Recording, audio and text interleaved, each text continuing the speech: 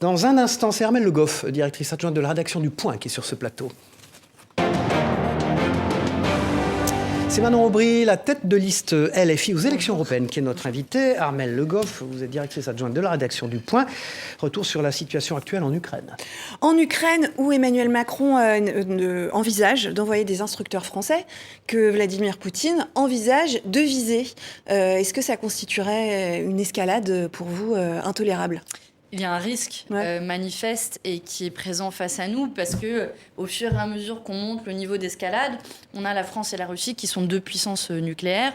On a réussi à éviter, même pendant la guerre froide, l'affrontement entre deux puissances nucléaires et c'est ce que je pense que nous devons éviter absolument, tout en aidant le mieux du monde et le plus possible l'Ukraine, tout en arrêtant notre hypocrisie, notamment importer du gaz de la part de la Russie. Et quelque part, on finance indirectement la guerre Alors, en Ukraine. je vous interroge, vous n'êtes pas en faveur d'une adhésion de l'Ukraine à l'Union européenne, alors que l'Ukraine est menacée par la Russie. Est-ce qu'une adhésion de l'Ukraine, envisager cette adhésion à l'Union européenne ne serait pas une avancée et un soutien manifeste de la part de l'Union européenne? Plusieurs choses là-dessus. Il n'y a pas besoin d'être dans l'Union européenne pour aider l'Ukraine. J'ai voté, par exemple, le programme d'aide de 50 milliards d'euros à l'Ukraine il y a quelques mois de cela. Je le referai évidemment. On peut avoir un soutien logistique, financier, militaire à l'Ukraine sans évidemment qu'il soit dans l'Union européenne, au-delà du fait qu'intégrer un pays en guerre dans l'Union européenne, ça s'est jamais fait dans l'histoire et c'est pas vraiment réaliste.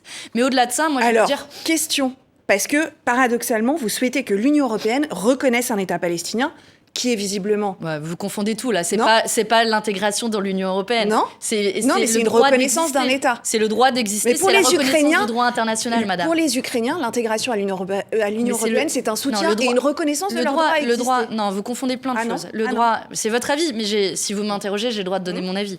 Donc, le droit à un peuple d'exister est reconnu par le droit international pour les Ukrainiens comme pour la Palestine. Vous voyez, je n'ai pas le droit international à géométrie variable et je le reconnais pour les Palestiniens comme pour les Ukrainiens. Enfin, pour finir sur l'élargissement, le fond de la question, c'est moi, je suis opposée à l'élargissement sans harmonisation sociale, fiscale et environnementale préalable. Dit autrement, si ce critère était rempli, évidemment que j'y serais favorable. En Ukraine, le salaire minimum est de moins de 200 € par mois. En Ukraine, on produit un kilo de poulet à peu près à 3 € du kilo quand il est 7 € en France. On comprend logiquement que ça crée de la concurrence déloyale et on n'aidera pas l'Ukraine en affaiblissant notre tissu agricole et industriel en France et en Europe. C'est la raison pour laquelle, en l'état, j'y suis opposée, ce qui n'empêche pas évidemment de tout faire pour aider les Ukrainiens et je crois que mes votes le démontrent au Parlement européen. Autre question, le groupe de votre parti veut faire craquer le gouvernement en invitant la question palestinienne à l'Assemblée nationale chaque semaine. Vous êtes à l'aise avec cette stratégie ? Bien sûr, parce que je crois qu'il y a un devoir de responsabilité de la part de l'État français face au carnage en cours dans la bande de Gaza, où il est mort près de 40 000 civils, où chaque jour on a un nouveau drame. Là, c'est une école qui a été touchée ce matin. Il y a quelques jours, c'était un camp de réfugiés. Vous avez vu ces images terribles, un enfant décapité, d'hommes et des femmes brûlés à vif. Et évidemment que la France a un devoir et une responsabilité. Il ne suffit pas d'appeler un cessez-le-feu comme le fait le président Macron très tardivement. Il faut prendre des mesures. À la fois la reconnaissance de l'État de Palestine, ce qui nous a été promis depuis des décennies en France et qui n'a jamais été fait. Et je pense qu'on devrait suivre l'exemple de l'Espagne, de l'Irlande et de la Slovénie qui viennent de le faire. Et puis surtout, il faut prendre des sanctions à l'égard du gouvernement israélien, la suspension de l'accord d'association entre l'Union européenne et Israël, un embargo sur l'envoi d'armes, pour utiliser tous nos leviers pour mettre fin à ce carnage. Et donc, tant que l'État français, le gouvernement français ne prendra pas ses responsabilités, on lui rappellera par tous les moyens que ce soit. Armelle Le Goff. Le pouvoir d'achat est un de vos thèmes majeurs et une des premières préoccupations des partisans de LFI. Et des Français d'ailleurs. Et des Français, à 72%. Français, Pourtant, votre campagne est quand même beaucoup centrée sur les sujets du Proche-Orient. Pour quelles raisons ? Est-ce que vous ne regrettez pas cette focalisation ? Est-ce que vous avez écouté mes meetings ? Pas tous, non. Mais certains. Les débats, les débats, les meetings. Et qu'est-ce que vous avez remarqué dans les débats, les meetings ? C'est que je parle, depuis le début de ma campagne, de 3 sujets, dont on parle d'ailleurs autour de ce plateau aujourd'hui. Je parle évidemment de la question de la vie chère.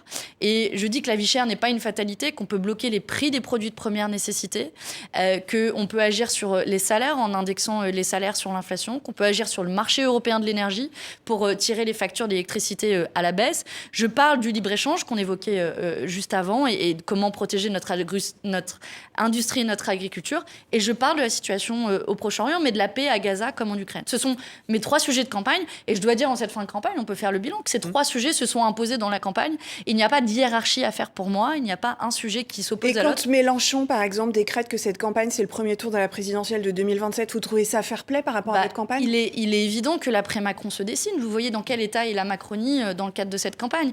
Emmanuel Macron ne pouvant se représenter, ces élections européennes étant la seule élection nationale d'ici l'élection présidentielle de 2027, évidemment que nous construisons l'après-Macron qui se dessine face à nous, et nous sommes déterminés à ne pas laisser cet après-Macron dans les mains de l'extrême droite, et c'est la raison pour laquelle nous assumons cette dimension nationale de la campagne tout en les liant aux enjeux européens comme on l'a fait. Et Armelle Le Goff, vous dirigez la rédaction du Point, directrice adjointe. Il y a eu une du Point avec un petit enfant. Avec un streamer sur LFI, la stratégie antisémite. Oui, qui ne va pas beaucoup plaire à notre invité. Hein. Des anathèmes et des insultes qui ne font pas honneur au métier de journaliste. L'antisémitisme est quelque chose de suffisamment sérieux.